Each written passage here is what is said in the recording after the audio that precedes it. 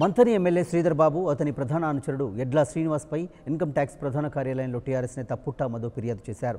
గంజాయి కలప స్మగ్లర్లతో శ్రీధర్ బాబుకు సంబంధాలున్నాయని, కోట్ల రూపాయలు అక్రమాస్తులు కూడగట్టారని మధు ఆరోపించారు.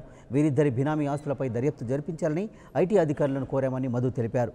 ఫిర్యాదును స్వీకరించిన అధికారులు దర్యాప్తు చేస్తామని హామీ ఇచ్చారని చెప్పారు.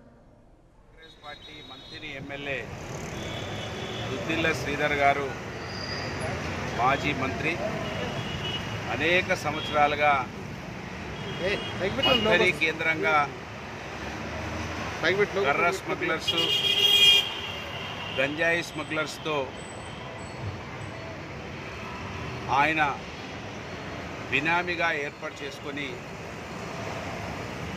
సంపాదించిన ఆస్తులలో మచ్చితునుకగా మంథని కర్ర స్మగ్లర్ అయినటువంటి ఎడ్ల శ్రీనివాస్ అనేక సంవత్సరాలుగా కర్ర స్మగ్లింగ్లో ఉన్నటువంటి ఎడ్ల శ్రీనివాస్ ఈ ఎన్నికలలో సైతం ఆయన ప్రచార కార్యక్రమాలు చేసినట్టుగా ఇక్కడ మీ ముందు ఆధారాలు చూపించడం జరుగుతూ ఉన్నది.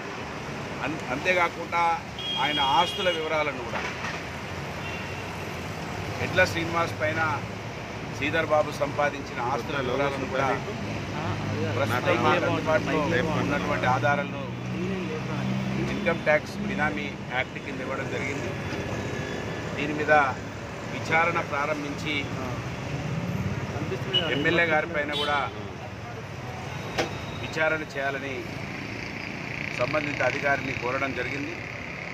వారు ఖచ్చితంగా దీని ఎంక్వైరీకి మేము ఇస్తామని మాకు రిసీవ్డ్ కాపీ కూడా ఈరోజు తీసుకోవడం జరిగింది.